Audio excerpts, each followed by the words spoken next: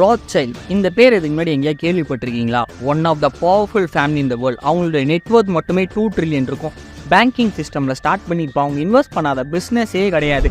அவங்கள பார்த்து தான் இல்லுமினாட்டின்னு ஒரு கான்செப்டே வந்துச்சு. அவங்க பேர் ஃபோர்ப்ஸ் லிஸ்ட்டில் இருக்கவே இருக்காது. ஏன் தெரியுமா? அவங்களுடைய ஃபேமிலி அவங்களோட நெட்வொர்க்கை ரொம்பவே ப்ரைவேட்டாக வச்சுட்டு 17th செஞ்சுரியில் ராத்சைல்ட் அக்கௌண்டண்ட்டாக வேலை செஞ்சுட்டு வர்றாரு. அவர் பெரிய ஃபேமிலி கான்டாக்ட் இருக்கிறதாலே அவங்களுக்கு ஃபினான்ஸ் எல்லாம் மெயின்டைன் பண்ணி தரதாலே இவருடைய நெட்வொர்க் கொஞ்சம் கொஞ்சமாக அதிகமாகிட்டே இருந்துச்சு. அப்போ தான் ஒரு விஷயத்தை கவனிக்கிறார். யாருமே பேங்கிங் சிஸ்டம் ஒரு விஷயத்தை யூஸ் பண்ணுறதே இல்லை. ஸோ பேங்கிங் சிஸ்டமை ஸ்டார்ட் பண்ணுறாரு. எல்லார்கிட்டையும் கோல்டை வாங்கி அதை செக்யூர்டாக வச்சுக்கிட்டு அதுக்கு ரெசிப்ட் கொடுத்து அனுப்புகிறாரு. ஸோ யார் எங்கே வெளில போனாலும் கோல்டு இவர்கிட்ட கொடுத்துட்டு அந்த ரெசிப்ட்டை வாங்கிட்டு போயிடலாம். இவருடைய பேர் கொஞ்சம் கொஞ்சமாக வளர ஸ்டார்ட் ஆகுது. இவர் கூட ரெசிப்டோட வேல்யூ ரொம்பவே அதிகமாகுது. அப்போ தான் இவர் ஒரு விஷயத்தை பண்ணுறாரு. தான் கிட்ட இருக்கிற கோல்டை விட அதிகமாக ரெசிப்டை ஜென்ரேட் பண்ணி அதுக்கு இன்ட்ரெஸ்ட் கலெக்ட் பண்ணவும் ஸ்டார்ட் பண்ணுறாரு. இவருடைய பசங்களை மற்ற யூரோப்பியன் கண்ட்ரீஸ்க்கு அனுப்பி பேங்கிங் சிஸ்டமை ஸ்டார்ட் பண்ணுறாரு. அவங்க எல்லாருமே வேர்ல்டு வார் வரும்போது மற்ற கண்ட்ரீஸ்க்கெலாம் காசு கொடுத்து அவங்களுடைய நெட்வொர்க்கை ரொம்பவே அதிகமாக்கிட்டே வந்தாங்க. பேங்கிங்